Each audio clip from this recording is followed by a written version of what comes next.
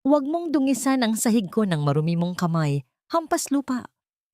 Isang malakas na sampal ang nagpabagsak kay Mireya sa putikan. Sa harap niya, suot ang mamahaling hiyas. Nakatayo ang babaeng itinuturing siyang basura matapos niyang isakripisyo ang huling sentimo para iligtas ang buhay ng biyena nito. Ang tanging hiling ni Mireya ay katarungan, ngunit ang ibinigay sa kanya ay pang-aalipusta. Bakit ang kabutihan ay parang kasalanan sa mata ng mga mayayaman? Sa bawat patak ng ulan, isang sumpa ang nabubuo. Babangon siya mula sa putik na ito. Sino nga ba ang tunay na nagmamay-ari ng dugong dumadaloy sa mga lin? Huwag mong madungisan ng marumi mong kamay ang biyenan ko. Hampas lupa! Ang boses na yon ni Veronica ay tila isang matalim na lason na humiwa sa gitna ng malakas na buhos ng ulan. Bago pa man makasagot si Mireya, isang malakas na sampal ang dumapo sa kanyang pisngi. Sapat na lakas upang mapatapon siya sa malambot at madulas na putikan.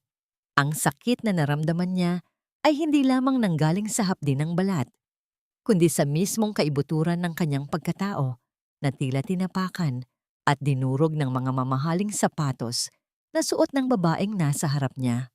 Sa gilid ng kalsada, sa ilalim ng isang tagping tolda, ay naroon ang isang palayok ng gamot na kanina lamang ay matiyagang binabantayan ni Mireya. Iyon ang gamot na niluto niya gamit ang huling sentimong natitira sa kanyang bulsa. Ang perang pambili sana ng pagkain para sa kanyang may sakit na ina. Ngunit ipinagpalit niya para sa mga halamang gamot na makapagliligtas sa buhay ng matandang natagpuan niyang nakahandusay sa kalsada. Ngunit sa isang iglap, tinadyakan ni Veronica ang palayok. Ang lupang dati ay basa lamang ng ulan ay naging kulay kape dahil sa natapong gamot. Kasama ang pag-asang mailigtas, ang matandang lalaki na mabilis na isinakay ng mga tauhan ni Veronica sa loob ng isang marangyang sasakyan. Oh my God, look at you. Ang lakas ng loob mong hawakan si Don Lorenzo. Akala mo ba ay makakakuha ka ng reward sa pagpapanggap na nurse? You're just a filthy beggar trying to play hero. Pandidiri ni Veronica habang pinupunasan ang kanyang sarili ng isang silk na panyo. Tila ba ang hangin na nalanghap ni Mireya ay nakakahawa. Ramdam ni Mireya ang bawat pintig ng kanyang puso na tila isang sugat na binubudburan ng asin. Ang kanyang lalamunan ay nanunuyo sa kabila ng lamig ng ulan at ang kanyang mga daliri ay nanginginig habang nakabaon sa putik.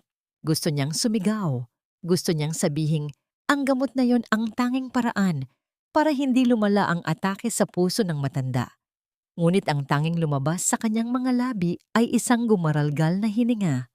Ang lahat ng kanyang sakripisyo, ang gutom na tiniis niya, at ang pagmamahal na ibinuhos niya sa bawat dahon ng gamot ay itinuring lamang na isang basura ng mga taong hindi man lang alam kung paano magpasalamat. Kinuha ni Veronica ang kanyang pitaka at naglabas ng ilang pirasong barya. Isa-isa niya itong itinapon sa harap ni Mireya, sa gitna ng putikan at maruming tubig. Ayan, pulutin mo yan. Yan ang bayad sa istorbo mo. Huwag na huwag ka nang magpapakita sa amin kung ayaw mong mabulok sa kulungan. Yumuko si Mireya. Ang kanyang mga luha ay sumama na sa agos ng ulan sa kanyang mukha. Sa gitna ng matinding hiya, dahan-dahan niyang iniunat ang kanyang kamay upang pulutin ang mga barya sa putik. Hindi para sa kanyang sarili, kundi para sa kanyang inang naghihintay sa bahay na walang laman ng sikmura. Ang bawat sentimo na hinahawakan niya ay tila mas mabigat pa sa 1 toneladang bakal. Ang bawat tawa at pang-aalipusta ni Veronica ay tumatatak sa kanyang isipan, isang pilat na hinding-hindi na mabubura. Ngunit bago pa man maisara ang pinto ng marangyang sasakyan, isang mahina at nanginginig na boses ang narinig mula sa loob. Si Don Lorenzo, na kanina ay wala sa sarili, ay biglang dumilat at pilit na iniabot ang kanyang kamay patungo sa direksyon ni Mireya. Ang kanyang mga mata, na puno ng luha at pagkalito, ay nakatuon sa dalagang nasa putikan. Roxy. Ang tanging salitang lumabas sa bibig ng matanda. Isang pangalang puno ng misteryo at hapdi na tila nanggaling pa sa kabilang buhay. Napatigil ang lahat. Maging si Veronica ay napatitig sa kanyang biyenan na tila nakakita ng multo. Habang papalayo ang sasakyan, naiwan si Mireya na mag-isa sa dilim at ulan. Yakap ang kanyang sarili at ang ilang baryang nababalutan ng putik. Sino si Roxy? At bakit sa kabila ng lahat ng sakit, ay tila may isang boses sa loob ni Mireya na nagsasabing ito pa lamang ang simula ng isang mahabang pagtutuos na nakatakda na bago pa man siya isilang.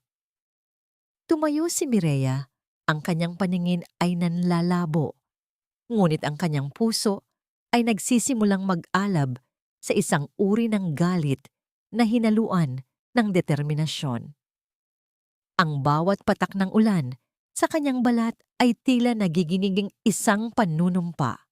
Kung ang mundong ito ay sadyang malupit sa mga katulad niyang mahihirap, kailangan niyang matutong lumaban gamit ang tanging bagay na hindi kayang bilhin ng pera ni Veronica. Ang katotohanang dumadaloy sa kanyang mga ugat.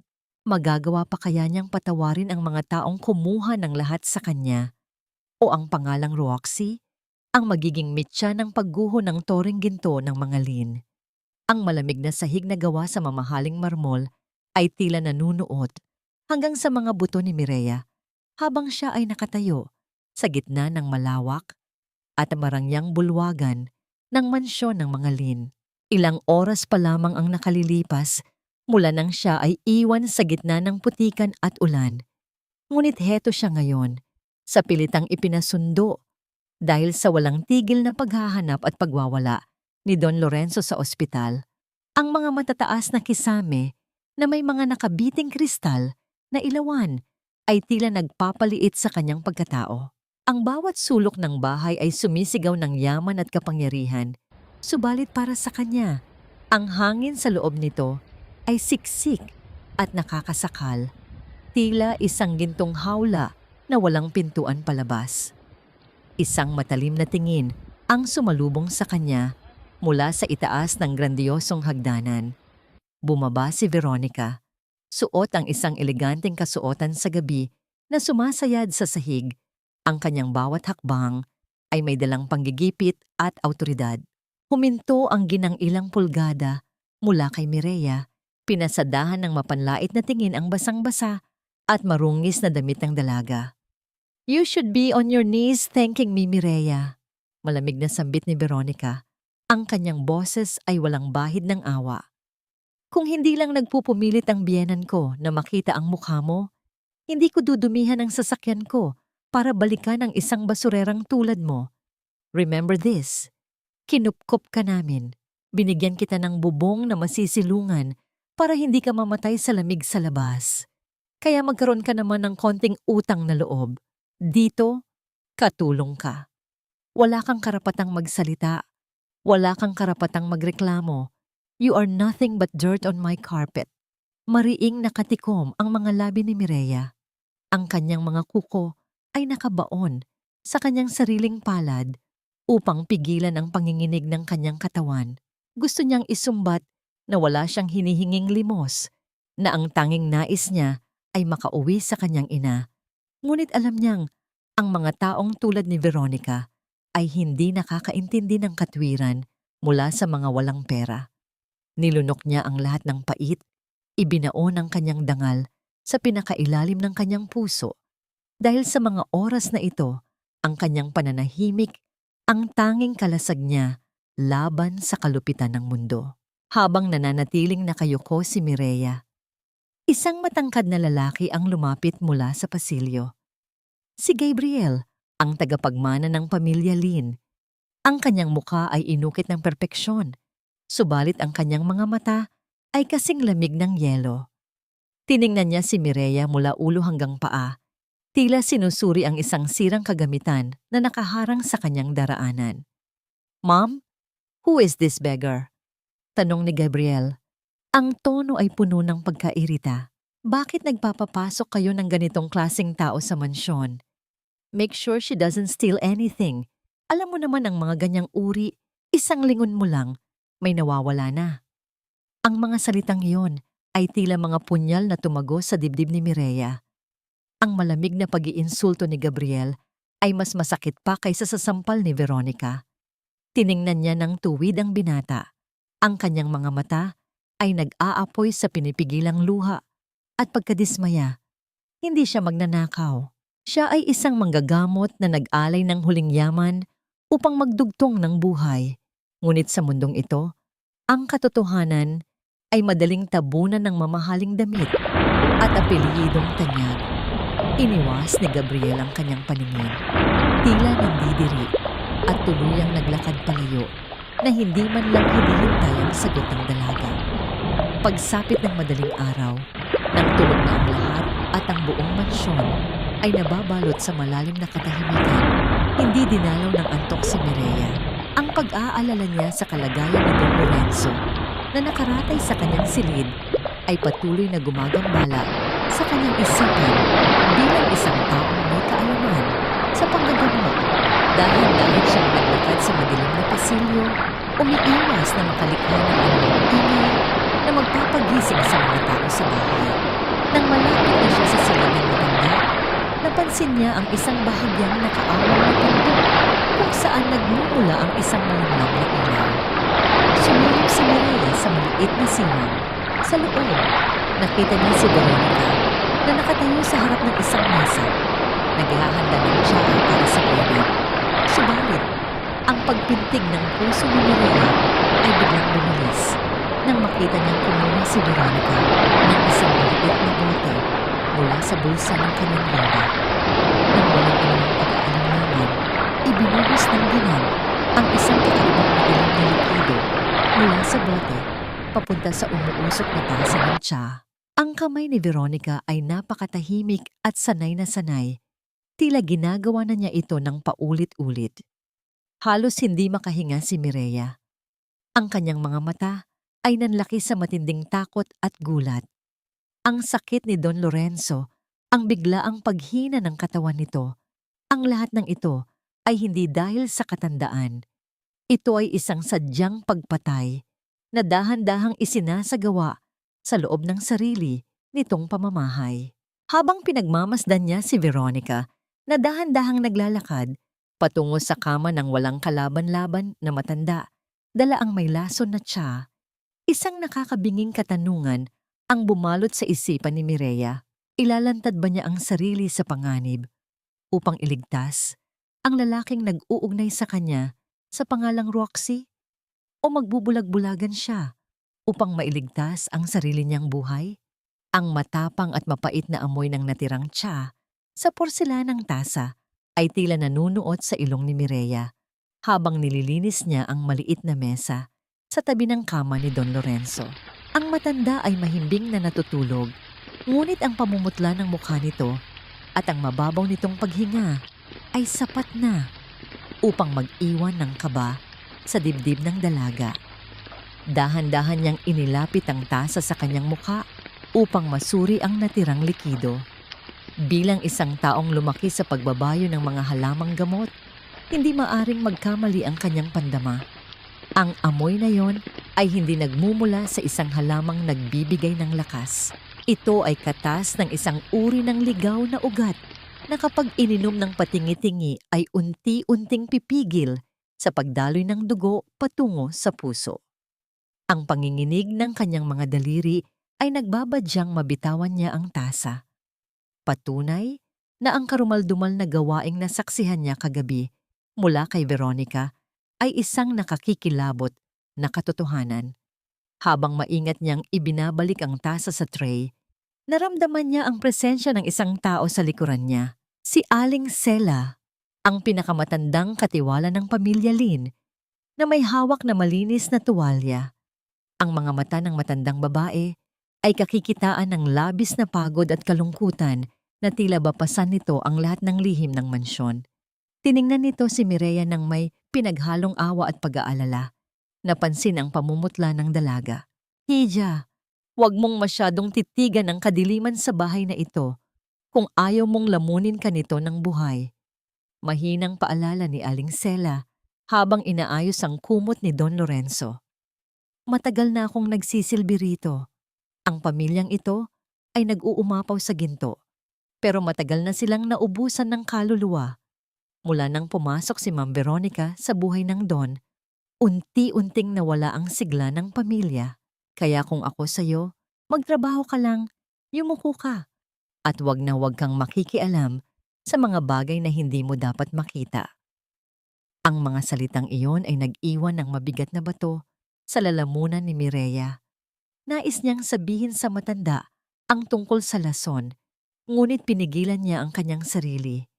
Kung magsasalita siya ngayon nang walang matibay na ebidensya, paniguradong siya ang unang mapapahamak at tuluyan nang mawawalan ng pag-asa ang Don. Tumango na lamang siya, kinimkim ang takot at piniling ituloy ang paglilinis sa ibang bahagi ng ikalawang palapag ng mansyon. Dinala ng kanyang mga hakbang ang dalaga sa pinakadulo ng isang tahimik na pasilyo kung saan hindi na naaabot ng sikat ng araw. Isang malaking pinto na gawa sa inukit na kahoy ang bahagyang nakabukas. Tila may isang hindi maipaliwanag na puwersa ang humihila sa kanyang kalooban upang silipin ang loob nito. Dahan-dahan siyang pumasok. Ang silid ay puno ng mga alikabok na sumasayaw sa iilang sinag ng liwanag na nakakapasok mula sa makapal na kurtina. Punong-puno ito ng mga lumang banga, inukit na kahon, at mga antigong kagamitan na nagkakahalaga marahil ng milyon-milyon. Ngunit ang kumuha ng buong atensyon ni Mireya ay ang isang malaking nakasabit na larawan sa pinakasentro ng dingding. Lumapit siya, halos hindi na humihinga. Sa loob ng malaking ginintuang kwadro ay ang larawan ng isang babaeng suot, ang isang sinaunang kasuotan ng mga dugong bughaw.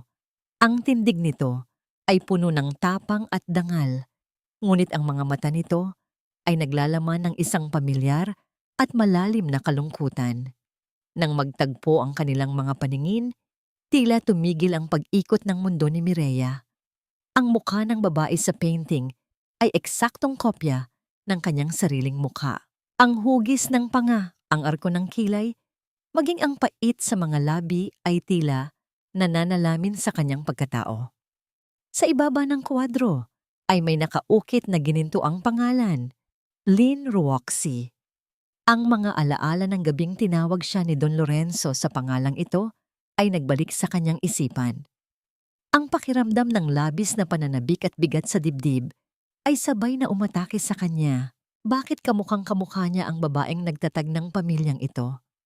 Anong sumpa o kapalaran ang nag-uugnay sa isang mahirap na dalagang tulad niya sa mga makapangyarihang Lynn? Itinaas ni Mireya ang kanyang nanginginig na kamay upang haplusin ang magaspang na canvas ng larawan, umaasang makakahanap ng sagot sa malamig na pintura. Bago pa man dumampi ang kanyang mga daliri sa larawan, isang boses na kasing lamig ng patalim ang pumutol sa kanyang pagmumuni-muni. "What the hell do you think you're doing in this room?" Mabilis na napalingon si Mireya. Sa may pintuan, ang madilim na anino ni Gabriela ay nakatayo ng tuwid. Ang kanyang muka ay nagngangalit sa galit at matinding pagkasuklam. Unti-unting humakbang papalapit ang binata. Ang kanyang mga mata ay matalim na nakapako sa dalaga. Tila isang mandaragit na handang pumatay sa sinumang mangahas na lapastanganin ang sagradong espasyo ng kanyang pamilya.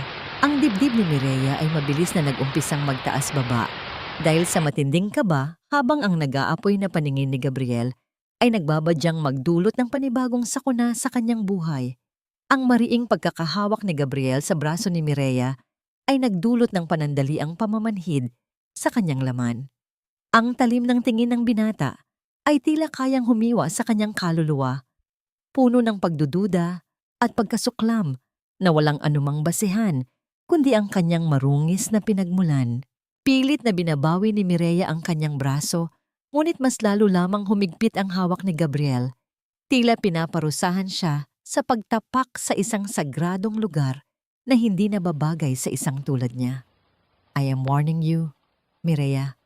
Mababang ngunit puno ng bantang wika ni Gabriel. Ang kanyang paghinga ay mabilis dahil sa galit. Huwag mong iisiping dahil kinikilala ka ng lolo ko, sa kanyang pagkahibang ay may puwang ka na sa bahay na ito. Kung may mawala man kahit isang alikabok sa silid na ito, sisiguraduhin kong mabubulok ka sa kulungan kung saan ka nararapat. Isang mapait na ngiti ang bahagyang sumilay sa mga labi ni Mireya. Walang salitang lumabas sa kanyang bibig dahil alam niyang anumang pagpapaliwanag ay mabibingi lamang sa pader ng kayabangan ng binata. Dahan-dahan niyang binawi ang kanyang braso ng buong lakas at naglakad palabas ng silid. Naiwan si Gabriel na nakatitig sa kanyang likuran na nababalot ng isang kakaibang dignidad na hindi niya inaasahang makikita sa isang hamak na utusan. Pagsapit ng gabi, sa loob ng maliit at madilim na silid na inilaan para kay Mireya, sa dulo ng pasilyo ng mga katulong, nakaupo siya sa gilid ng isang manipis na higaan. Sa ibabaw ng kanyang kandungan ay isang maliit na lalagyang salamin na naglalaman ng natirang tsaa mula sa tasa ni Don Lorenzo na palihim niyang itinago kaninang umaga. Tinitigan niya ang maitim na likido. Upang makabuo ng tamang lunas, kailangan niyang malaman kung anong eksaktong uri ng lason ang unti-unting pumapatay sa matanda. At ang tanging paraan upang matukoy ang epekto nito ay sa pamamagitan ng mismong pagdanas ng hapdi nito sa sarili niyang katawan. Ipinikit ni Mireya ang kanyang mga mata at inalala ang mukha ng kanyang ina na pumanaw nang hindi niya natutulungan at ang mukha ni Don Lorenzo na nagmamakaawa sa gitna ng ulan. Wala na siyang mawawala. Nang walang pag-alinlangan, inilapit niya ang salamin sa kanyang mga labi at ininom ang natitirang lason. Ang epekto ay halos hindi naghintay ng ilang minuto. Isang matinding init ang gumapang mula sa kanyang lalamunan pababa sa kanyang sikmura na tila mga nagbabagang uling na sumusunog sa kanyang mga lamang loob. Napakapit siya nang mahigpit sa gilid ng higaan. Ang kanyang mga kuko ay bumaon sa manipis na kumot, habang ang malamig na pawis ay mabilis na namuo sa kanyang noo at leeg. Ang bawat paghinga niya ay nagiging mabigat at masakit. Tila may mga karayom na tumutusok sa kanyang dibdib. Sa gitna ng matinding paghihirap, pinilit niyang idilat ang kanyang mga mata at isulat sa isang maliit na piraso ng papel ang mga sintomas na kanyang nararamdaman. Paninigas ng kalamnan, pagbagal ng pulso, at matinding hapdi sa sikmura. Ginagawa niya ito nang walang anumang pag-iyak o pag-inda. Kinakagat ang kanyang sariling labi upang mapigilan ang anumang daing na maaring makatawag ng pansin. Sa kabilang bahagi ng mansyon, habang naglalakad si Gabriel pabalik sa kanyang silid, napadaan siya sa tapat ng opisina ng kanyang ina.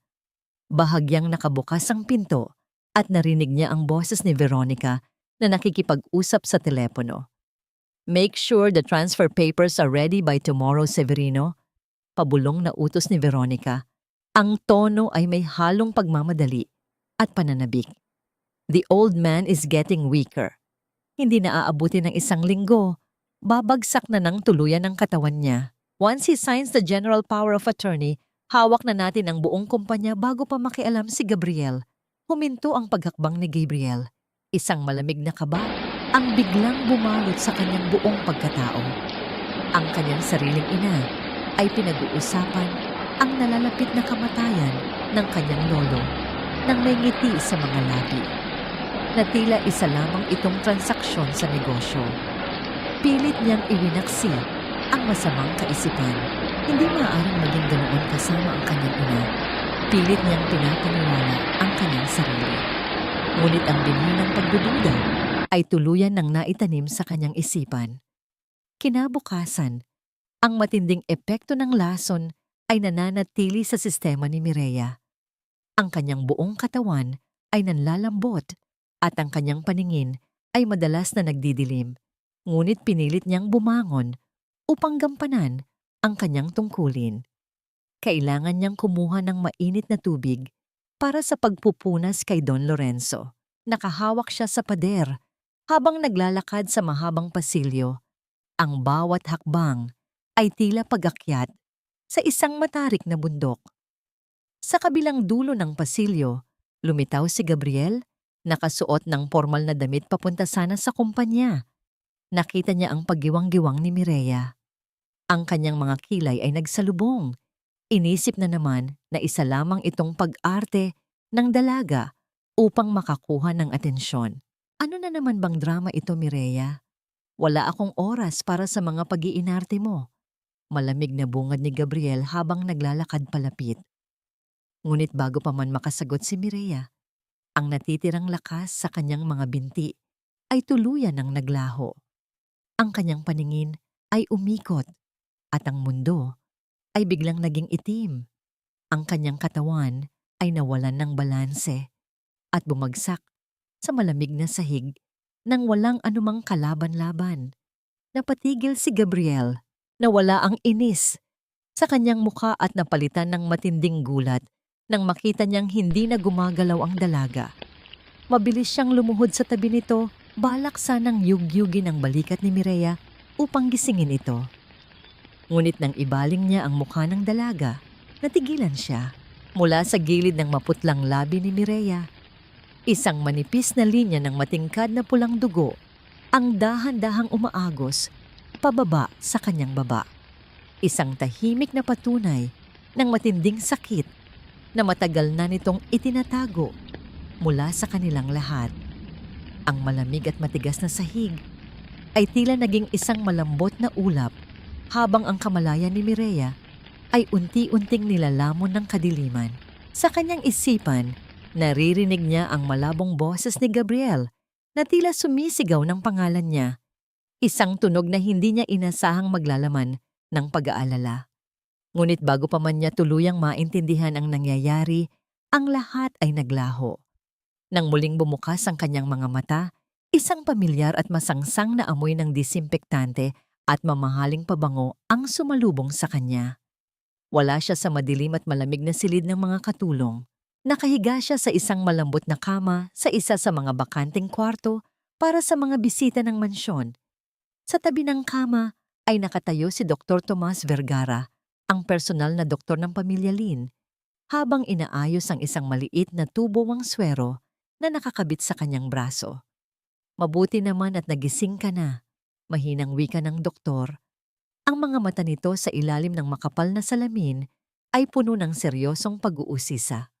Sabihin mo sa akin ang totoo, Hija. Anong klaseng halaman ang ininom mo? Ang resulta ng blood test mo ay nagpapakita ng presensya ng isang bihirang alkaloid na sumisira sa mga red blood cells. Kung nahuli pa ng ilang oras ang pagdadala sa iyo rito, baka tuluyan ng huminto ang puso mo. Napalunok si Mireya. Ang kanyang lalamunan ay tuyo at makati.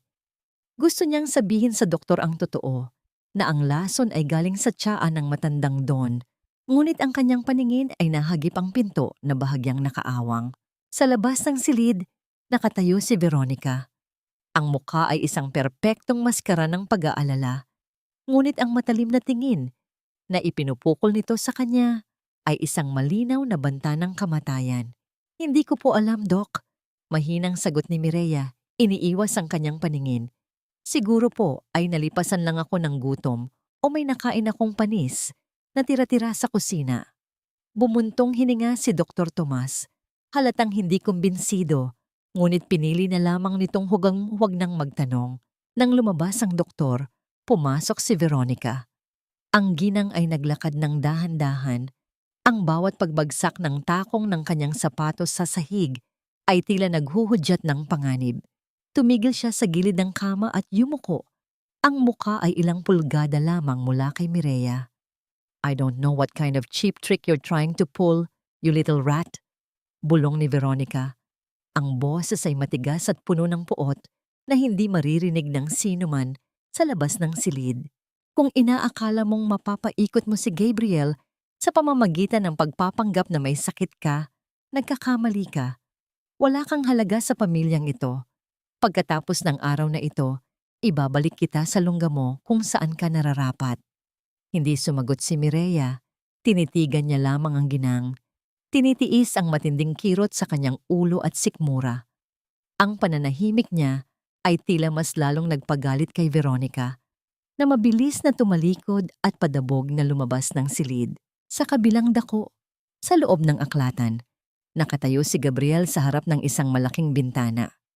Ang kanyang isipan ay ginugulo ng imahe ni Mireya na bumagsak sa sahig, ang dugo na umaagos. Mula sa maputlang labi nito, paano magagawang pekein ng sinuman ang ganoong klaseng pisikal na paghihirap? Higit sa lahat, ang mga salitang narinig niya mula sa kanyang ina kagabi ay patuloy na umaalingaw-ngaw sa kanyang tainga.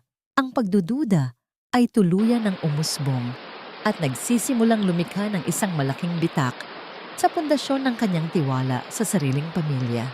Kinagabihan, habang inaakala ng lahat na natutulog na si Mireya upang magpagaling, pinilit niyang bumangon. Ang bawat paggalaw ay nagdudulot ng matinding sakit, ngunit alam niyang wala siyang oras na sasayangin. Ang epekto ng lason sa kanyang katawan ay nagbigay sa kanya ng sapat na kaalaman kung anong mga halamang gamot ang kailangan niyang paghaluin upang makagawa ng panlunas para kay Don Lorenzo. Dahan-dahan siyang lumabas ng silid at naglakad patungo sa kusina, kung saan palihim niyang kinuha ang mga pinatuyong dahon at ugat na kanyang naitago sa ilalim ng mga lalagyan ng harina. Habang maingat niyang dinidikdik ang mga halaman, isang mahinang ingay ng mga nag-uusap ang nakapukaw sa kanyang atensyon.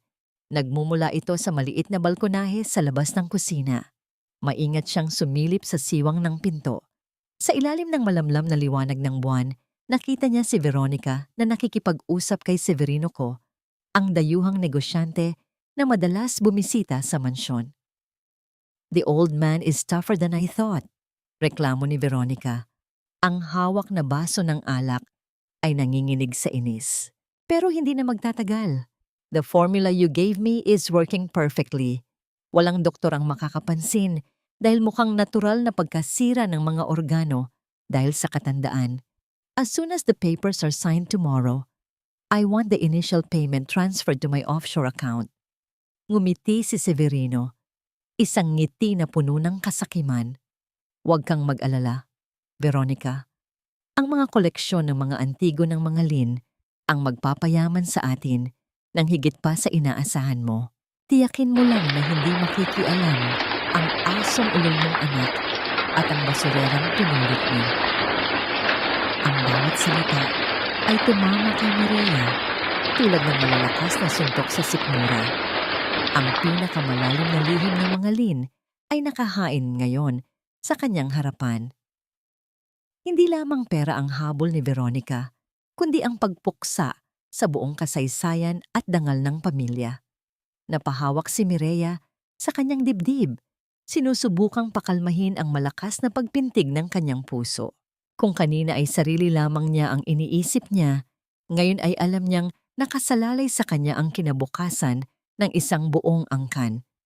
Dahan-dahang umatras si Mireya upang bumalik sa kanyang ginagawa, ngunit sa kanyang pag-ikot, aksidente niyang nasagi ang isang maliit na metal na sandok na nakapatong sa gilid ng mesa. Ang tunog ng pagbagsak nito sa sahig ay tila isang malakas na kulog na bumasag sa katahimikan ng gabi. Tumigil ang pag-uusap sa labas ng balkonahe. Ang mukha ni Veronica ay mabilis na lumingon patungo sa pintuan ng kusina. Ang kanyang mga mata ay nanlilisik sa galit at paghihinala. Ang mga mabibigat na yabag ng takong ni Veronica ay nagsimulang lumapit papunta sa kinaroroonan ni Mireya. Nagbabadyang ibunyag at tuluyang wakasan ang sinumang nangahas na makinig sa kanilang maitim na plano. Ang bawat yabag ng takong ni Veronica papunta sa direksyon ng kusina ay tila isang mabigat na martilyo na pumupukpok sa nagkukumahog na dibdib ni Mireya. Sa isang mabilis at desperadong desisyon, isiniksik ng dalaga ang kanyang sarili sa likod ng malaking sako ng bigas sa loob ng madilim na despensa. Pinigilan niya ang kanyang paghinga habang nakayuko. Ang mga nanginginig na kamay ay mahigpit na nakayakap sa maliit na palayok na naglalaman ng pinulbos na halamang gamot na siyang tanging pag-asa ni Don Lorenzo. Bumukas ang ilaw sa kusina. at ang matalim na anino ni Veronica ay gumapang sa sahig. Sinuri ng ginang ang paligid gamit ang mapanlait nitong paningin. Nakita nito ang nahulog na metal na sandok, ngunit pagkatapos ng ilang sandaling nakakapasong katahimikan, inis na umirap si Veronica at bumulong tungkol sa mga malilikot na daga sa mansyon bago tuluyang pinatay ang ilaw at naglakad pabalik sa balkonahe. Nakahinga ng maluwag si Mireya. Ang malamig na pawis ay tumutulo sa kanyang noo. Ngunit alam niyang ang buhay sa bahay na ito ay nakabitin sa isang napakalabis na silid. Nagkasiguro siyang ligtas na ang lahat. Naglakad si Mireya sa gitna ng madaling araw patungo sa silid ni Don Lorenzo. Ang matanda ay tila isang natulang dahon na naghihintay na lamang tangahin ng hangin.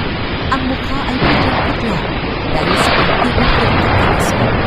Sa ilalim ng walang napaliwanag na lampshade, palitan na inihalo ni Mireya ang katas ng mga dahan-dahan dinigdig na halaman sa isang basong maligaptap na tubig. Inalaman niya ang ulo ng Don at matiyak ang ang amoy ng mga halamang ugat ay nag-iwan ng pait sa hangin.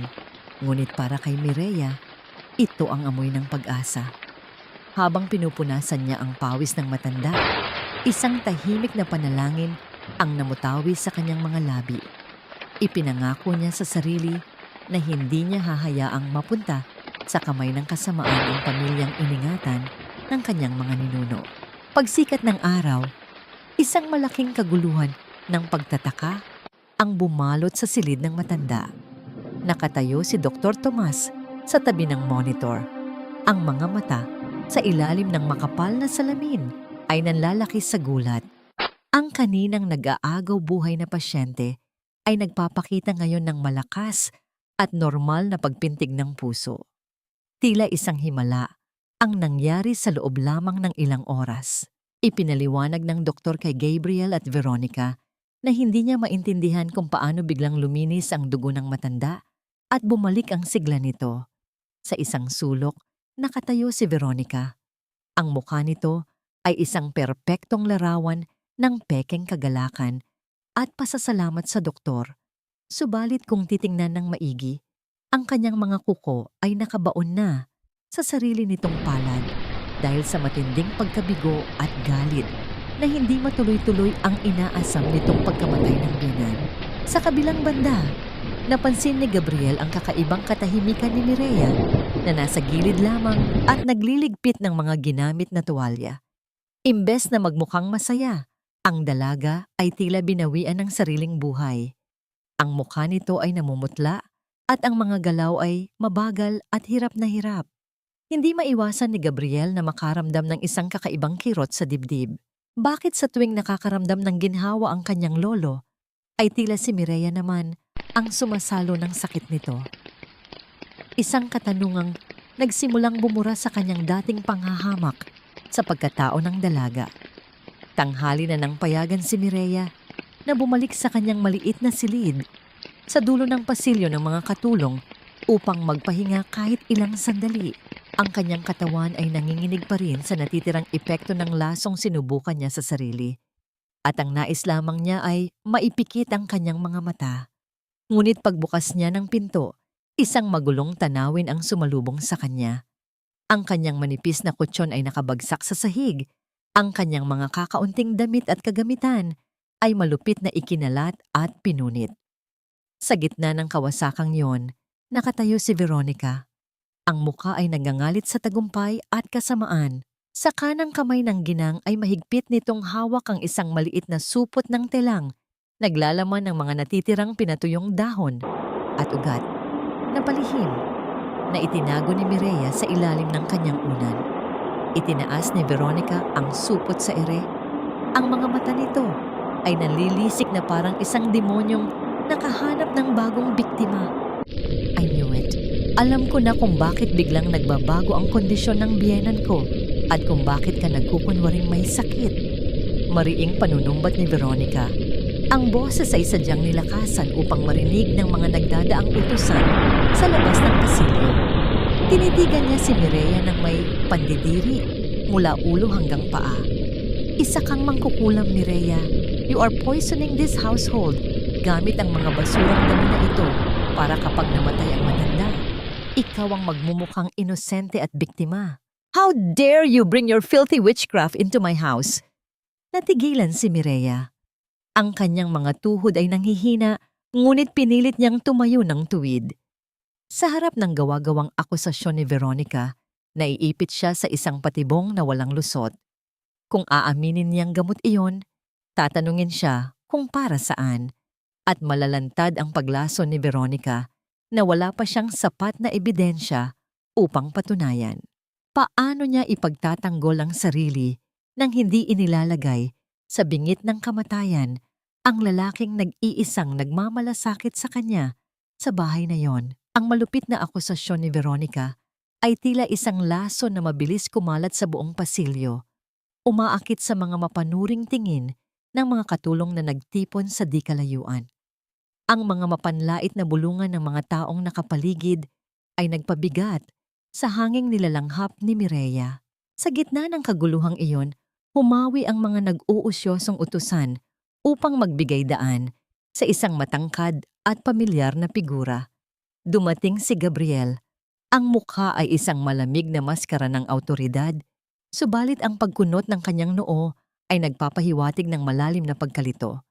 Tiningnan niya ang nagkalat na mga kagamitan ni Mireya sa sahig bago ibinaling ang kanyang paningin sa hawak na supot ng mga tuyong halaman ng kanyang ina. Walang panahong sinayang ang binata. Kinuha niya ang supot mula kay Veronica at, nang walang anumang salita, mahigpit niyang hinawakan ang braso ni Mireya at kinaladkad ang dalaga patungo sa kanyang pribadong aklatan upang iwasan ang isang pampublikong iskandalo sa loob ng kanilang sariling tahanan. Ang pagbato ni Gabriel ng maliit na supot ng halamang gamot sa ibabaw ng malapad na mesang gawa sa mahogany ay nag-iwan ng isang mabigat na katahimikan sa loob ng aklatan. Tiningnan niya si Mireya na ngayon ay nakatayo sa harap niya, nanginginig ang mga balikat at halatang pinipilit lamang na huwag bumagsak dahil sa panghihina. Ang imahe ng dalagang nakabulagta at may dugo sa labi kahapon ay pumasok sa kanyang isipan na nagdulot ng isang kakaibang kirot at pagkalito sa kanyang dibdib. Pilit niyang iwinaksi ang kakaibang damdaming iyon. Gusto niyang paniwalaan na ang babaeng nasa harap niya ay isang inosenteng biktima ng kahirapan, ngunit ang ebidensyang nakapatong sa kanyang mesa ay sumisigaw ng pagtataksil. Sabihin mo sa akin ang totoo, Mireya. Mababa at nagbabantang wika ni Gabriel, ang bawat salita ay may dalang bigat ng isang hukom na naghihintay ng pag-amin mula sa isang kriminal. Ano ang mga damong ito? Ikaw ba ang dahilan kung bakit nag-aagaw buhay ang lolo ko ng mga nakaraang araw? Sabihin mo sa akin na mali ang iniisip ng ina ko. Dahil kung hindi, ako mismo ang magpapakulong sa iyo. Mariing kinagat ni Mireya ang kanyang nanginginig na ibabang labi upang pigilan ang mga luhang nagbabadyang tumulo mula sa kanyang mga mata. Ang pagnanasang isigaw ang katotohanan na ang kanyang ina, ang tunay na demonyo sa mansyong ito, ay nag-aapoy sa kanyang lalamunan. Ngunit alam niyang ang isang salita laban kay Veronica nang walang matibay na pruweba ay magiging mitya ng sarili niyang kamatayan at tuluyang mag-iiwan kay Don Lorenzo na walang tagapagtanggol. Pinili niyang lunukin ang kanyang dangal. Pinili niyang magmukhang masama sa paningin ng kaisa-isang lalaking nagsimulang magpakita ng kakaibang atensyon sa kanya. Ibinaba ni Mireya ang kanyang paningin, piniling manahimik kaysa isugal ang buhay ng matandang nag-uugnay sa kanya sa kanyang nakaraan. Ang pananahimik ng dalaga ay tila panggatong na inihagis sa nag-aapoy na galit ni Gabriel. Sa dalawang mabilis na hakbang, tinawid niya ang distansya sa pagitan nila. Walang pag-aalinlangan, inabot ng binata ang mukha ni Mireya, ang kanyang malalaki at maiinit na daliri ay mahigpit na pumulupot sa maliit na panga ng dalaga. Pinipilit itong tumingala at salubungin ang kanyang nagngangalit na paningin. Napakapit si Mireya sa mga bisig ni Gabriel, ang init ng balat ng binata at ang pamilyar na amoy ng mamahaling pabango nito ay bumalot sa kanyang pandama. Sa kabila ng galit na nakapinta sa mukha ni Gabriel, may isang malalim at hindi maipaliwanag na tensyon ang namuo sa pagitan nila sa ganoong kalapit na distansya. Ang magkahiwalay nilang paghinga ay halos maghalo, isang magulong sayaw ng galit at isang uri ng pangungulila na hindi pa nila lubusang naiintindihan. Tumingin ka sa akin kapag kinakausap kita. Bulong ni Gabriel, ang kanyang boses ay naging paos at mabigat. Ang mukha ay ilang pulgada lamang ang layo sa namumutlang labi ni Mireya. Ang kanyang mga mata ay naghahanap ng kasinungalingan sa mukha ng dalaga, ngunit ang tanging nakita niya ay isang malalim at wagas na kalungkutan. Kung mamatay ang lolo ko dahil sa mga kasinungalingan mo, sisiguraduhin kong mabubulok ka sa kulungan at hinding-hindi na makikita ng mga mata mo ang liwanag ng araw. Ang matigas na pamamaalam ni Gabriel at ang padabog nitong pag-alis sa aklatan ay nag-iwan kay Mireya na nakatayo ng mag-isa sa gitna ng malamig at madilim na silid. Ang hapdi ng pagkakahawak ng binata sa kanyang panga ay nananatili pa rin tulad ng isang hindi nakikitang sugat. Dahan-dahan siyang napakapit sa gilid ng mesa. Sinusubukang bawiin ang kanyang hininga. Ang bawat salita ng binata ay nagdulot ng malalim na hiwa sa kanyang pagkatao. Subalit walang pag-aalinlangang tinanggap niya ang lahat ng yon, kung yun lamang ang tanging paraan upang mailigtas ang buhay ng Don. Habang inaayos niya ang kanyang nagulong buhok, nagbalik sa kanyang alaala ang isang nakaraan na pilit niyang binaon, ngunit patuloy na sumusugat sa kanyang puso. Ang alaala ng kanyang yumaong ina. Sa loob ng kanyang isipan, tila bumalik ang kanyang gunita, 10 taon na ang nakalilipas sa isang masikip at mabahong eskinita sa Tondo, kung saan ang tanging yaman ng kanilang maliit na pamilya ay ang walang hanggang pagmamahal ng kanyang inang si Rosa. Naalala ni Mireya ang mga gabing sinuklay ng kanyang ina, ang kanyang buhok, gamit ang nanginginig nitong mga kamay na puno ng kalyo mula sa paglalaban ng damit ng mga taong hindi man lang kilala ang kanilang mga pangalan. Sa kabila ng matinding karamdaman at kakulangan sa pera pambili ng gamot, ang kanyang ina ay palaging nakangiti.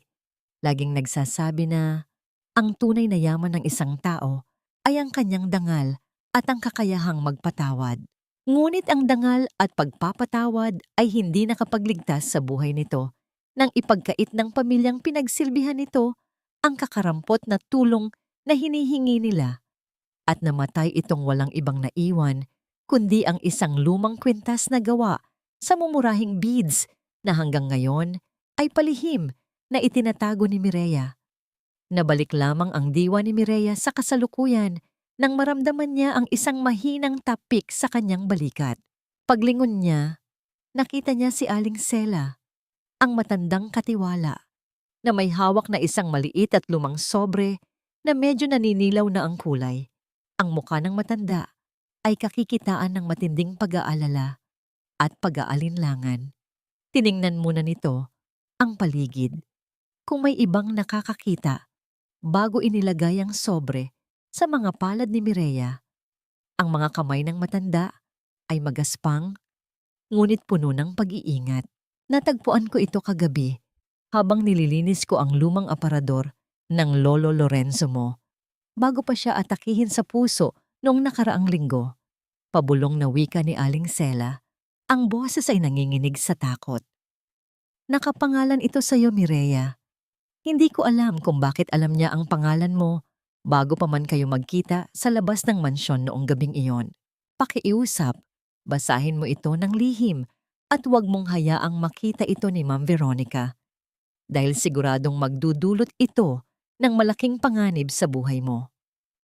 Umalis si Aling Sela nang mabilis. Iniwan si Mireya na nakatitig sa lumang sobre na tila may hawak na isang bomba na anumang oras ay maaring sumabog. Ang kanyang pangalan ay maayos na nakasulat sa harap nito. Ang sulat kamay ay maganda, ngunit nanginginig. Paano nakarating sa isang tanyag na pamilya ang pangalan ng isang mahirap na dalagang tulad niya?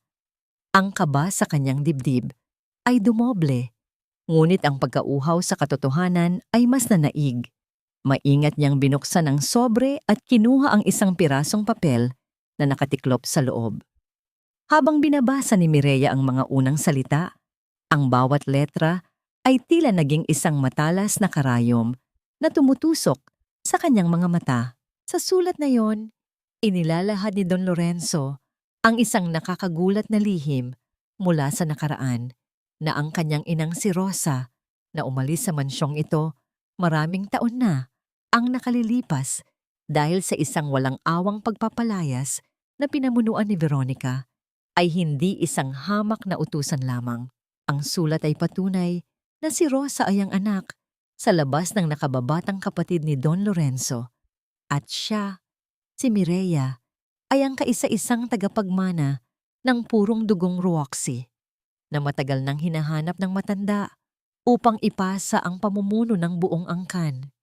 Ang lahat ng kahirapang dinanas niya, ang pagkamatay ng kanyang ina sa gutom at sakit, ang lahat ng iyon ay bahagi ng isang malamig at kalkuladong plano ni Veronica upang linisin ang landas patungo sa walang hanggang kapangyarihan at yaman. Tinakpan ni Mireya ang kanyang bibig. Ang mga luhang matagal na niyang pinipigilan ay tuluyang bumagsak. Ang katotohanang matagal nang ninakaw sa kanya ang buhay na dapat sana ay tinatamasa nila ng kanyang ina ay nagpalitaw ng isang bagong uri ng apoy sa kanyang kalooban. Hindi na ito ang galit ng isang biktima. Ito ay ang tahimik na determinasyon ng isang tagapagmana na sisingil sa bawat patak ng luha at dugo na ibinuhos ng kanyang ina. Habang pinupunasan niya ang kanyang mga mata, narinig niya ang papalapit na yabag ng mamahaling sapatos ni Veronica sa labas ng aklatan. Ang matinis at mapanghamak na boses ng ginang ay umaalingaw-ngaw sa pasilyo, naghahanap ng panibagong pagkakataon upang tapakan muli ang kanyang pagkatao.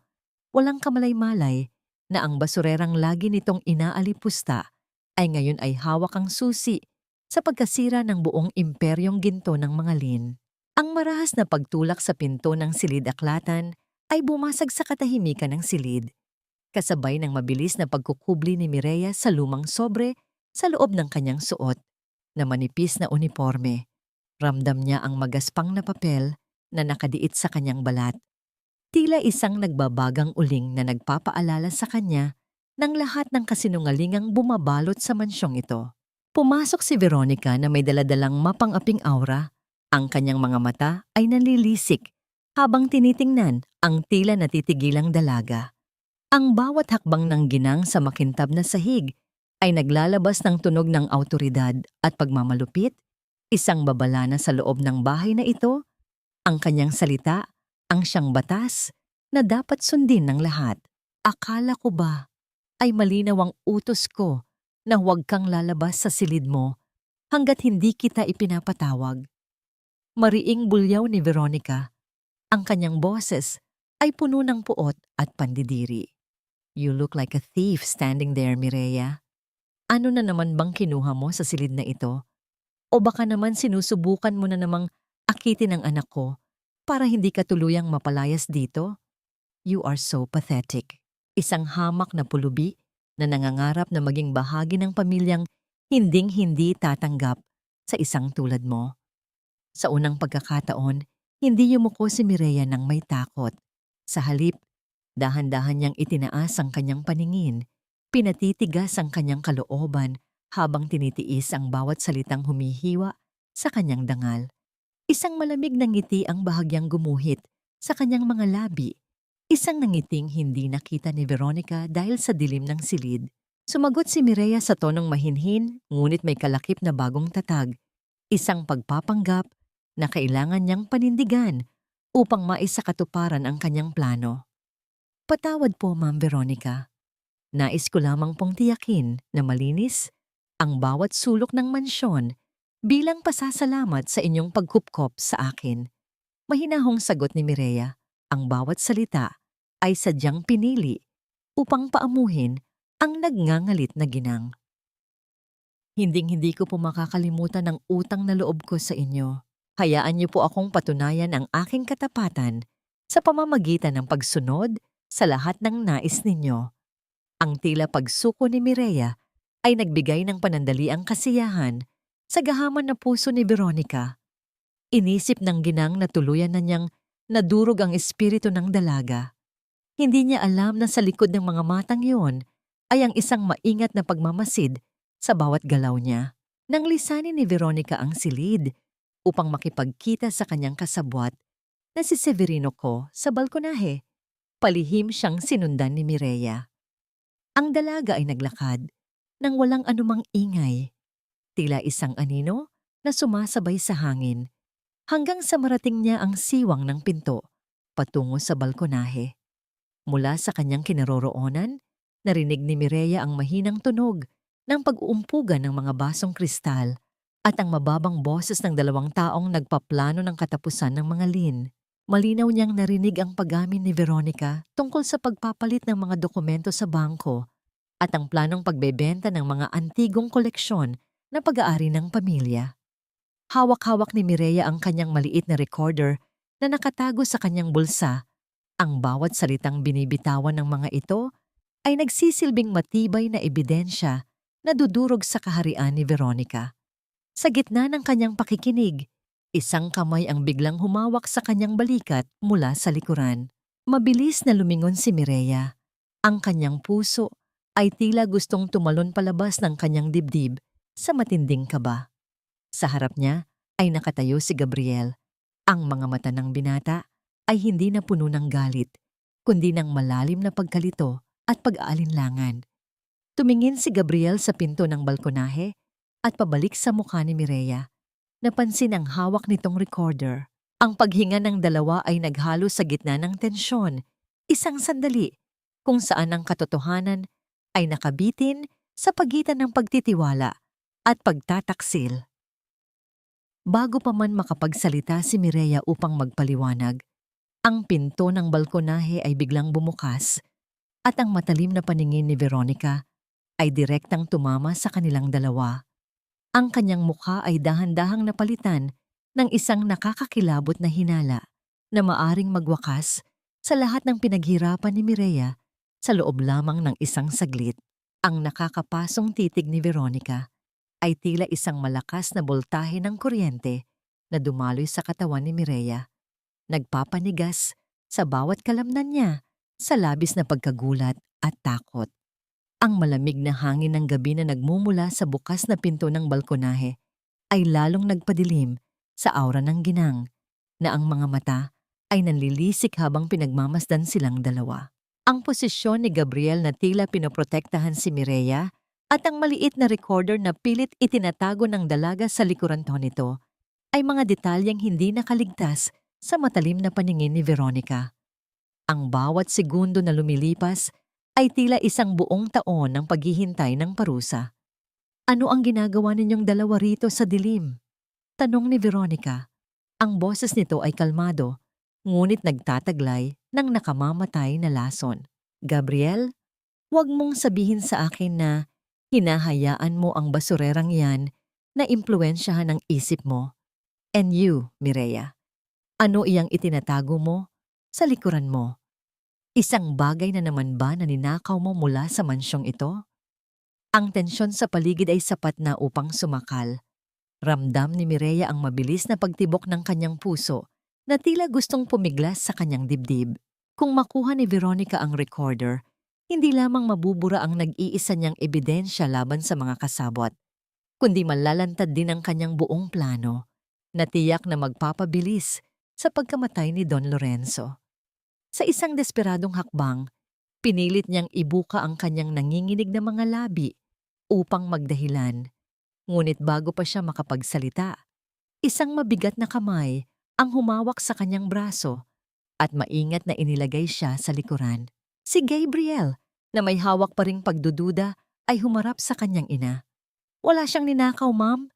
Malamig at formal na sagot ng binata, habang ang kanyang mga mata ay nanatiling nakapako kay Veronica. Pilit na inaaninag ang kasinungalingan sa mukha ng sariling ina na nararamdaman na niya simula pa noong narinig niya itong nakikipag-usap kay Severino. Nahuli ko siyang naglilinis dito at inutusan ko siyang kunin ang mga papeles ko na naiwan sa aklatan. Wala kaming itinatago. Kayo ni Mister, ko ang dapat kong tanungin kung bakit kailangan ninyong mag-usap ng patago sa gitna ng gabi tungkol sa pera ng kumpanya nang hindi ko alam. Ang pahayag ni Gabriel ay nag-iwan ng panandaliang pagkagulat sa mukha ni Veronica. Hindi inaasahan ng ginang na ang kanyang sariling anak, na palagi niyang nakokontrol, ay hahamon sa kanyang awtoridad at ipagtatanggol ang isang hamak na utusan. Subalit mabilis itong nakabawi. Pinatigas ang kanyang muka at ibinunto ng buong galit kay Mireya bago tuluyang tumalikod at bumalik sa loob ng balkonahe upang ituloy ang kanilang usapan. Iniwan ang isang malamig na babala na ang usaping iyon ay hindi pa tapos. Nang makalayo na si Veronica, binitiwan ni Gabriel si Mireya. Ang binata ay humarap sa kanya. Ang mga mata nito ay naglalaman ng 1,000 katanungan na hindi niya masabi. Tinitigan niya ang dalaga, hindi na bilang isang magnanakaw o isang basurera, kundi isang babaeng nagdadala ng isang mabigat na lihim na patuloy na sumisira sa kanyang tiwala sa kanyang sariling pamilya. Walang sino man sa kanila ang nagsalita, ngunit ang matinding emosyon sa kanilang pagitan ay mas malakas pa kaysa sa anumang ingay na kaya nilang likhain. Kinabukasan, isang pambihirang pangyayari ang gumimbal sa buong mansyon. Habang nagpupuna si Mireya sa noo ni Don Lorenzo na patuloy na bumabawi ng lakas mula sa epekto ng halamang gamot, ang mga nanginginig na daliri ng matanda ay dahan-dahang gumalaw at humawak sa kamay ni Mireya. Ang mga mata ng Don, na matagal nang nababalot ng kawalan ng malay, ay tuluyang bumukas. Ang unang tinawag nito ay hindi si Gabriel o si Veronica, kundi si Mireya. Sa kabila ng panghihina, ang matanda ay ngumiti nang may luha sa mga mata at inabot ang isang lumang susi mula sa ilalim ng kanyang unan. Ang susing iyon ay ang tanging magbubukas sa tunay na kayamanan ng mga lin, ang katibayan ng tunay na pamana at ang huling alaata upang iligtas ang buong pamilya mula sa kasakiman ni Veronica, na ngayon ay nakatayo sa may pintuan ng silid. Nakikita ang lahat ng pangyayari at unti-unting napagtatanto na ang kanyang pangarap na kapangyarihan ay tuluyan ng gumuho sa mismong harapan niya. Ang lumang tanso ng susi na inabot ni Don Lorenzo ay tila may dalang sariling init habang mahigpit itong kinuyom ni Mireya sa kanyang palad. Ang luha sa mga mata ng matanda ay hindi lamang luha ng pasasalamat dahil sa kanyang paggising, kundi isang tahimik na pagkilala sa dugong dumadaloy sa mga ugat ng dalaga. Ngunit ang madamdaming sandaling ito ay mabilis na nabalot ng isang nakakikilabot na tensyon. Sa may pintuan ng silid, ang matigas na anyo ni Veronica ay nagmamasid. Ang mukha ng ginang ay nagpapalit-palit mula sa matinding gulat tungo sa isang napakalamig na puot. Isang puot na nakalaan lamang para sa sinumang mangangahas na agawin ang tronong matagal na nitong inaasam. Ang hangin sa loob ng silid ay tila naging siksik at mahirap langhapin. Dahan-dahang pumasok si Veronica. Ang kanyang bawat hakbang ay maingat at kalkulado. Pilit niyang pinaskil ang isang manipis na ngiti ng pekeng kagalakan habang lumalapit sa kama ng biyenan. "Papa, salamat sa Diyos at nagising na kayo," malambing na wika ni Veronica. Ngunit ang kanyang mga mata ay matalim na nakapako sa kamay ni Mireya na nagtatago ng susi. "Huwag niyo po munang pilitin ang inyong sarili na gumalaw. At ikaw, Mireya." Binaling ng ginang ang kanyang atensyon sa dalaga. Ang boses ay agad na nagbago sa isang matigas na utos. "Lumabas ka na. Kami na ng pamilya ang mag-aalaga kay Papa. Hindi na namin kailangan ang serbisyo ng isang hamak na utusan ngayon." Ramdam ni Mireya ang pang-aapi at ang nakaambang panganib. Ang matandang Don, bagaman dilat na ang mga mata, ay labis pa ring nanghihina upang makapagsalita at ipagtanggol siya. Tiningnan niya si Don Lorenzo. Ang mga mata ng matanda ay nagmamakaawa na huwag siyang iwan. Ngunit alam ni Mireya na kung makikipagtalo siya ngayon, kay Veronica nang walang katibayan ng kanyang tunay na pagkatao. Lalo lamang niyang ilalagay sa panganib ang matanda. Yumuko siya, tinatago ang susi at ang kanyang pagngingit-ngit at mabagal na lumabas ng silid, iniiwan ang nag-iisang kakampi niya sa kamay ng mismong demonyo. Sa mga sumunod na araw, ang buong mansyon ay naging isang napakalaking entablado ng kasinungalingan. Gumawa ng paraan si Veronica upang tuluyang ilayo si Mireya kay Don Lorenzo. Ipinag-utos ng ginang na ilipat si Mireya sa paglilinis ng mga bodega at hardin sa likuran ng bahay, malayo sa ikalawang palapag.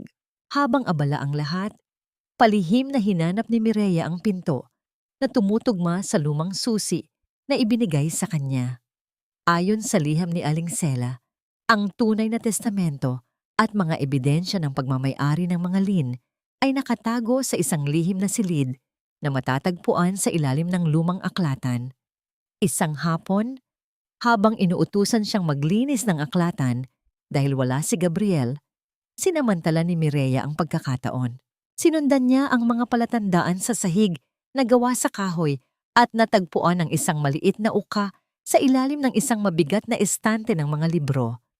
Nang ipasok niya ang susi at ipihit ito, isang malalim na pag-igik ng lumang kahoy ang narinig niya kasabay ng pagbukas ng isang lihim na lagusan.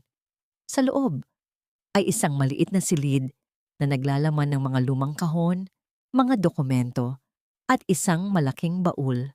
Nang buksan niya ang baul, tumambad sa kanya ang mga orihinal na titulo ng mga lupain, ang talaan ng mga kayamanan, at ang isang formal na dokumento na kinikilala ang kanyang ina at siya bilang lehitimong tagapagmana ng pamilya.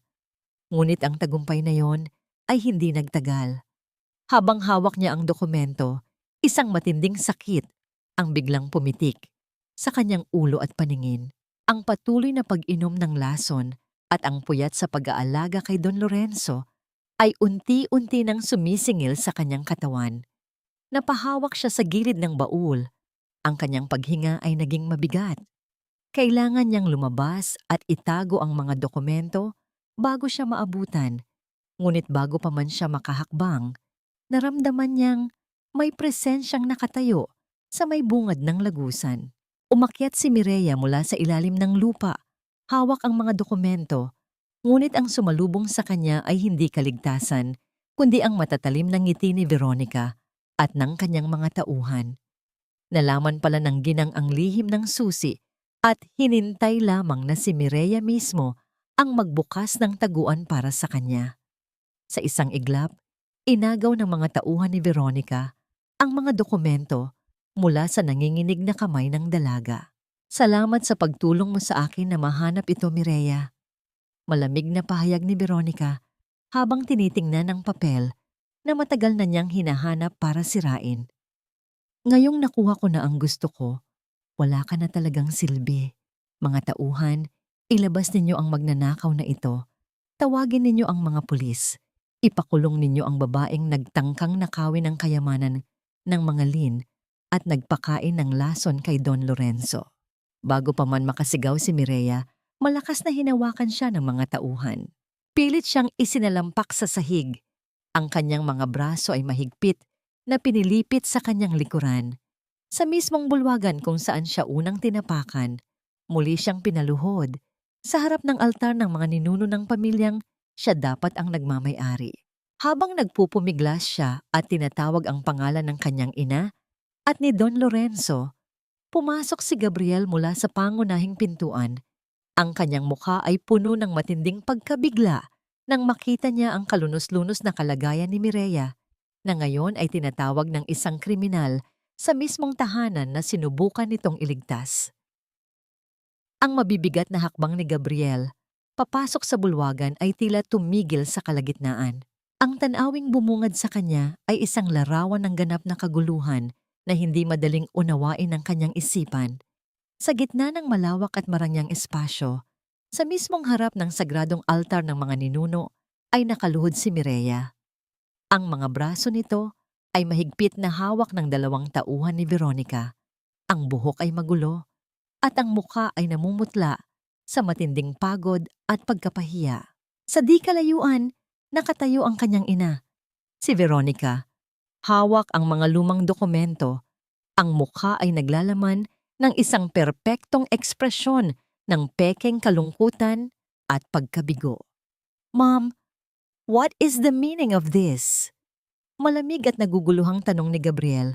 Ang kanyang mga mata ay pabalik-balik na tumitingin mula sa namumutlang mukha ni Mireya patungo sa mapang-aping tindig ng kanyang ina. Bakit nakaluhod ang babaeng yan na parang isang kriminal sa loob ng sarili nating bahay?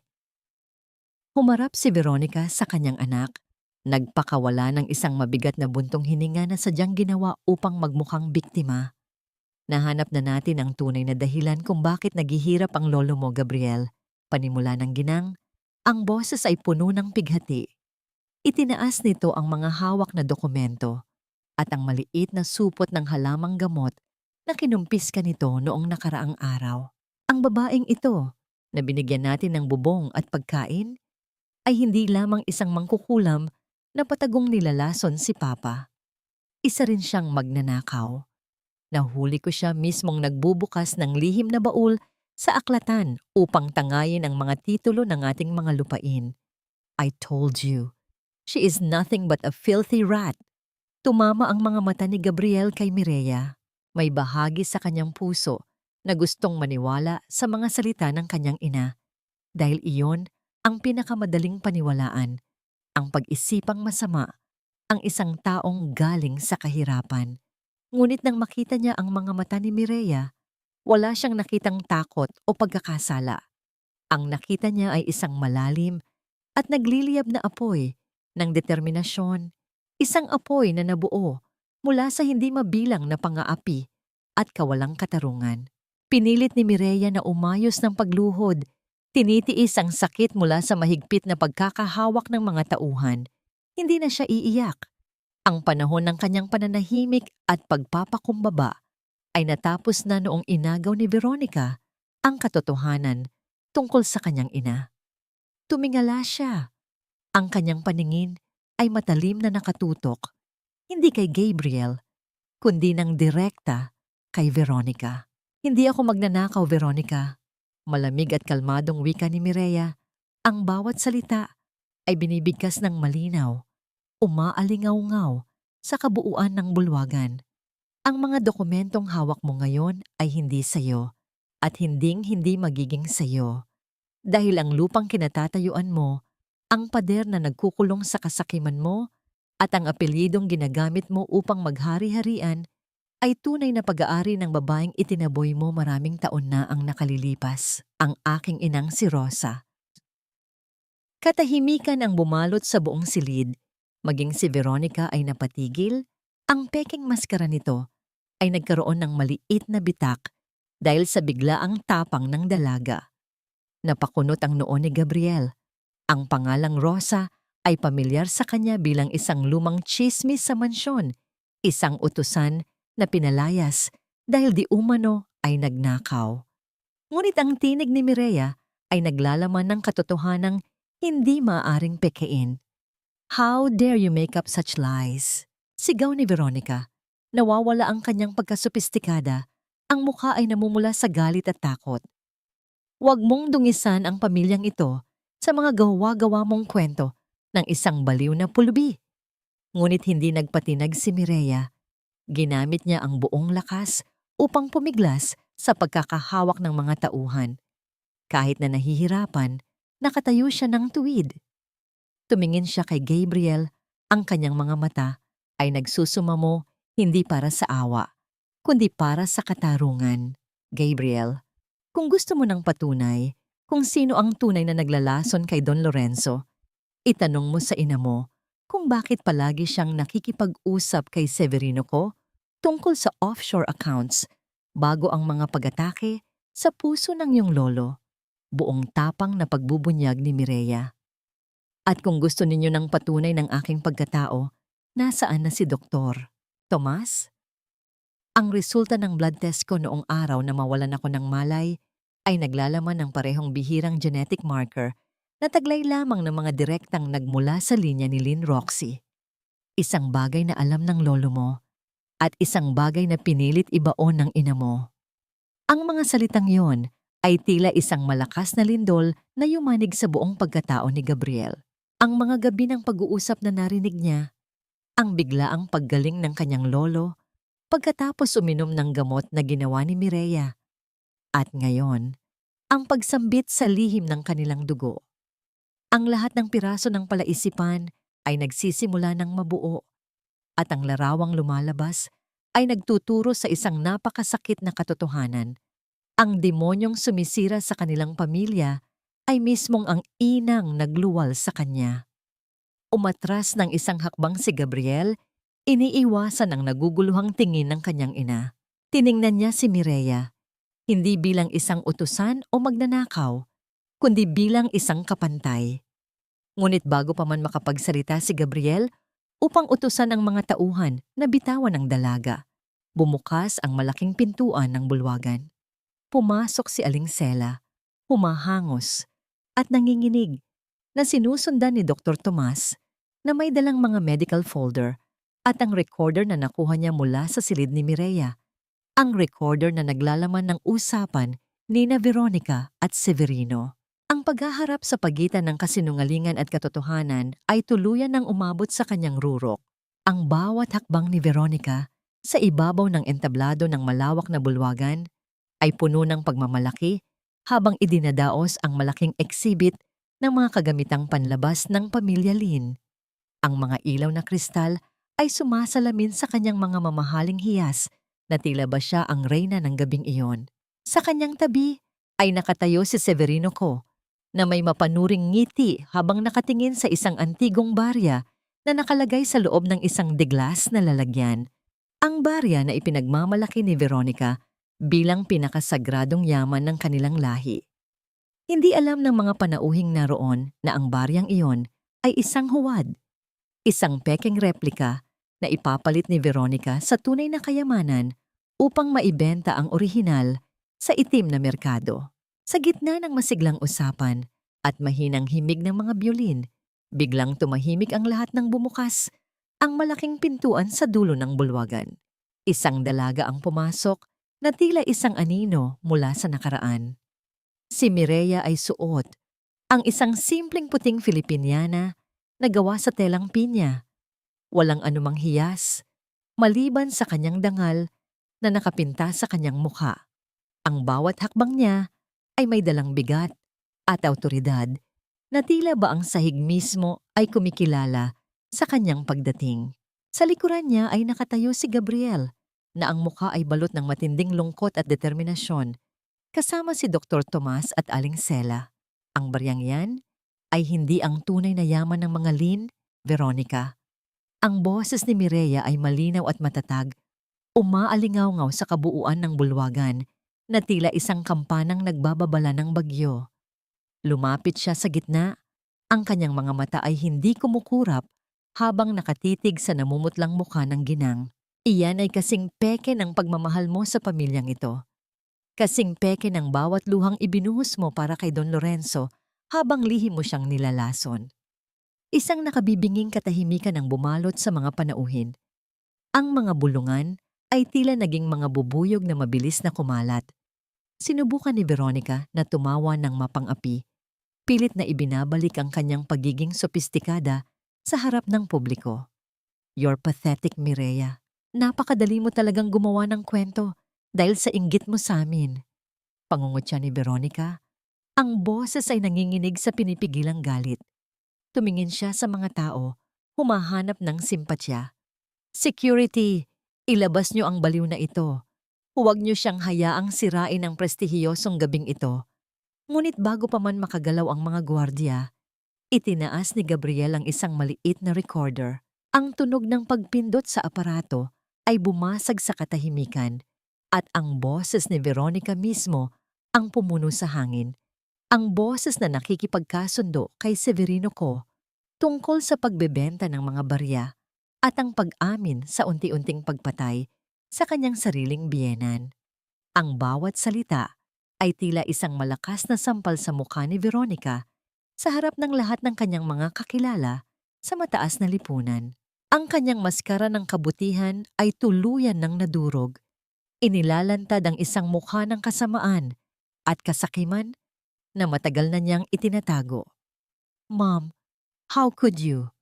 Ang tanging naibulong ni Gabriel, ang kanyang boses ay basag sa matinding pait ng pagtataksil.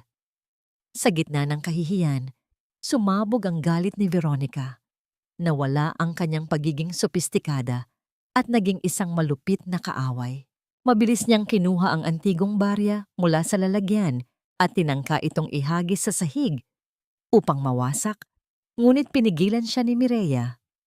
Sa isang mabilis na pagkilos, hinawakan ni Mireya ang braso ni Veronica. Sa ganoong kalapit na distansya, ang manggas ng damit ni Mireya ay bahagyang naurong. Inilalantad ang isang marka sa kanyang balat na hugis ng isang sinaunang selyo.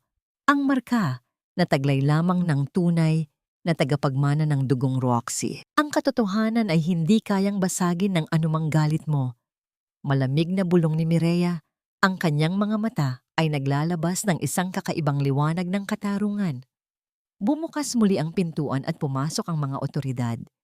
Kasunod si Don Lorenzo na nakaupo sa isang wheelchair, ang mukha ay puno ng matinding pighati habang nakatingin sa kanyang manugang. Ang bawat panauhin ay naging saksi sa pagbagsak ng reyna ng mga Lin. Habang kinakaladkad si Veronica palabas ng bulwagan, ang ginang ay nagsimulang sumigaw at magwala. Tila isang hayop na nasasakal sa sarili nitong bitag. Naiwan si Mireya sa gitna ng entablado, hindi bilang isang biktima, kundi bilang ang bagong liwanag na magbabalik ng dangal sa pamilyang matagal nang ninakawan ng kaluluwa. Ngunit sa likod ng tagumpay na ito, isang lihim na sulyap mula kay Severino ko na mabilis na nakatakas sa gitna ng kaguluhan, ang nagbabadyang magdala ng isa pang banta na hindi inaasahan ni Mireya. Ang bawat bulong sa loob ng malawak na bulwagan ay tila naging isang malakas na huni ng mga insekto na unti-unting pumupuno sa pandama ni Veronica habang nakatitig siya sa mga pulis na papalapit sa kanyang kinaroroonan. Ang mga ilaw na kristal na kanina lamang ay nagbibigay sa kanya ng ningning ay tila naging mga matatalim na mata na humuhusga sa bawat pagkakamali niya. Sa harap ng lahat, ang kanyang marangyang mundo ay gumuho, hindi dahil sa isang pagsabog, kundi dahil sa isang tahimik at matapang na paglalantad ng katotohanang matagal niyang pilit na ibinaon. Inilabas ni Doktor. Tumas ang isang formal na dokumento mula sa kanyang folder.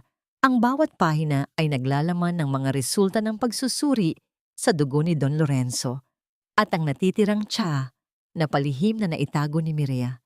Ang boses ng doktor ay naging matatag at formal.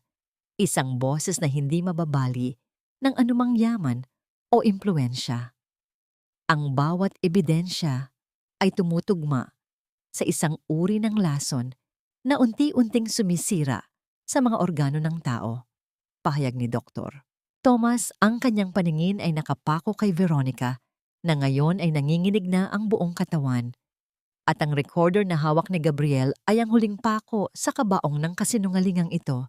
Hindi lamang ito pagtatangka sa buhay ni Don Lorenzo, kundi isang malawak na pagsasabuatan upang nakawin ang pamanang hindi kailanman naging inyo. Isang malakas na tunog ng metal na nag-uumpugan ang narinig ng ilabas ng mga pulis ang mga posas. Ang bawat hakbang nila patungo kay Veronica ay tila isang hatol ng tadhana. Sinubukan ni Veronica na umurong, ang kanyang mga mata ay nanlalaki. Sa matinding takot, ang kanyang paghinga ay naging mabilis at gumaralgal. Tumingin siya sa kanyang anak, naghahanap ng huling pagkakataon na mailigtas ang sarili. Gabriel, anak, huwag kang maniwala sa kanila. Ginawa ko lang ang lahat para sa atin, para sa kinabukasan mo. Ang pagsusumamo ni Veronica ay tila isang desperadong awit ng isang taong nalulunod. Ngunit hindi kumilos si Gabriel. Ang binata ay nanatiling nakatayo ng tuwid. Ang kanyang mga kamay ay nakakuyom sa kanyang gilid, habang ang mga luha ng matinding pait at pagkabigo ay dumadaloy sa kanyang pisngi. Ang bawat salita ng kanyang ina ay tila isang lason na mas masakit pa kaysa sa anumang pisikal na sugat. Humakbang siya papalapit kay Mireya at sa harap ng lahat ng mga panauhin, dahan-dahang yumuko ang binata bilang tanda ng kanyang pagsisisi at paghingi ng tawad. "Patawarin mo ako, Mireya," bulong ni Gabriel. Ang kanyang boses ay puno ng pagsisisi na tila ba ang bawat letra ay nagmumula sa kanyang kaibuturan. "Naging bulag ako sa katotohanan dahil sa maling katapatan. Hahayaan kong ang batas ang humatol sa aking ina at sisiguraduhin kong mababayaran namin ang bawat patak ng luhang idinulot namin sa iyo at sa iyong ina." Habang dahan-dahang pinalilibutan ng mga otoridad si Veronica, ang ginang ay tila nawala na sa kanyang sariling kaisipan. Nagsimula siyang tumawa ng mahina, isang tawang walang kagalakan at puno ng kabaliwan. Ang kanyang mga mata ay nagsimulang gumala sa paligid, tila may nakikitang mga bagay na hindi nakikita ng iba. Ang kanyang buhok ay nagulo, at ang kanyang mamahaling damit ay tila naging isang maruming basahan sa paningin ng mga tao. "Rosa, nandito ka na ba para kunin ang sayo?" Ang kanyang boses ay naging tila isang tuyong dahon na kinakalo sa sahig. "Nakikita ko kayo, ang mga multo ng nakaraan. Hindi niyo ako makukuha. Akin ang mansyong ito. Akin ang lahat." Ang bawat sigaw ni Veronica habang kinakaladkad siya palabas ng bulwagan ay tila isang sumpa na unti-unting naglalaho sa gabi. Ang mga panauhin ay nanatiling tahimik, saksing-saksi sa pagguho ng isang mapagpanggap na reyna. Samantala, sa labas ng mansyon, ang mga balita ay mabilis na kumalat na nahuli na rin si Severino Co sa paliparan bago pa man ito makalabas ng bansa. Dala ang mga ninakaw na antigong koleksyon. Naiwan si Mireya sa gitna ng bulwagan, ang kanyang mga balikat ay dahan-dahang lumaylay dahil sa pagtatapos ng isang mahabang laban. Ang amoy ng mga bulaklak sa paligid ay tila naging mas matamis. Isang hudyat na ang hangin sa mansyon ay malinis na mula sa lason ng kasakiman. Nilapitan siya ni Don Lorenzo, hinawakan ang kanyang kamay ng mahigpit, at sa mga mata ng matanda, nakita ni Mireya ang kapayapaang matagal na niyang hinahanap. Ang katarungan ay nakamit na, ngunit ang tanong na nananatili sa puso ni Mireya ay kung sapat na ba ang pagkabilanggo ni Veronica upang hilumin ang mga sugat na iniwan nito sa kanyang kaluluwa. Ang sinag ng bagong umaga ay dahan-dahang gumagapang sa makintab na marmol ng mansyon, ngunit sa pagkakataong ito, ang liwanag ay hindi na nakasisilaw o nakasisindak. Wala na ang mabigat at nakasakal na hangin na tila laging may dalang banta ng panganib. Sa halip, ang bango ng sariwang sampaguita at ang amoy ng bagong timplang tsaang pinalasahan ng tanglad ay malayang humahalimuyak sa bawat sulok ng bahay. Si Mireya ay nakatayo sa balkonahe, suot ang isang simpleng bestidong cotton, habang pinagmamasdan ang mga ibon na malayang lumilipad sa malawak na hardin ng mga lin. Ang kanyang puso, na dati ay punong-puno ng takot at pag-iingat, ay tila isang ibon din na sa wakas ay nakawala sa isang napakatagal na pagkakakulong. Sa loob ng silid-aklatan, hindi na mga dokumento ng pagsasabuatan ang nakalatag sa malapad na mesa. Si Gabriel ay abala sa pag-aayos ng mga papeles para sa pagpapatayo ng Lynn Community Healing Center, isang pangarap ni Mireya na ngayon ay nagkakaroon na ng katuparan. Napansin ng binata ang anino ni Mireya sa may pintuan at agad na sumilay ang isang totoo at mapayapang ngiti sa kanyang mga labi. Tumayo si Gabriel at dahan-dahang lumapit sa dalaga. Ang kanyang bawat hakbang ay hindi na puno ng kayabangan, kundi ng paggalang at isang uri ng pagmamahal na dumaan sa apoy ng pagsisisi. "Mireya, tapos na ang mga permit para sa klinika sa Tondo." Mahinang wika ni Gabriel, ang kanyang boses ay tila isang banayad na haplos sa pandaman ng dalaga. "Gusto ni Lolo Lorenzo na ikaw ang mismong pumili ng mga kagamitan. Sabi niya, ang kumpanya ay sa akin, pero ang kaluluwa ng pamilyang ito ay nasa mga kamay mo. Tumingin si Mireya kay Gabriel at sa unang pagkakataon, hindi na niya kailangang umiwas ng tingin. Ang tensyon sa pagitan nila ay hindi na bunga ng galit, kundi ng isang umuusbong na pangunawa. Dahan-dahang inabot ni Gabriel ang kamay ni Mireya. Ang init ng palad ng binata ay nagpadala ng isang kakaibang kilig na tila ba ang bawat hibla ng kanyang pagkatao ay muling nabubuhay. Pinisil ni Gabriel ng bahagya ang kanyang mga daliri, isang tahimik na pangako na hinding-hindi na niya hahayaang may manakit muli sa dalaga. Salamat, Gabriel, sagot ni Mireya. Ang kanyang boses ay puno ng kapayapaan. Pero alam mo naman na hindi ko kailangan ng malaking gusali. Ang tanging hiling ko lang ay maipagpatuloy ang nasimulan ng ina ko, ang panggagamot na hindi humihingi ng kapalit. Naglakad silang dalawa patungo sa hardin kung saan nakaupo si Don Lorenzo sa ilalim ng isang malaking puno ng nara. Ang matanda ay tila nabawasan ng maraming taon sa kanyang mukha. Ang kanyang mga mata ay nagniningning habang pinapanood ang kanyang apong si Gabriel at ang kanyang tunay na tagapagmanang si Mireya na magkasamang naglalakad. Ang katarungan ay nakamit na.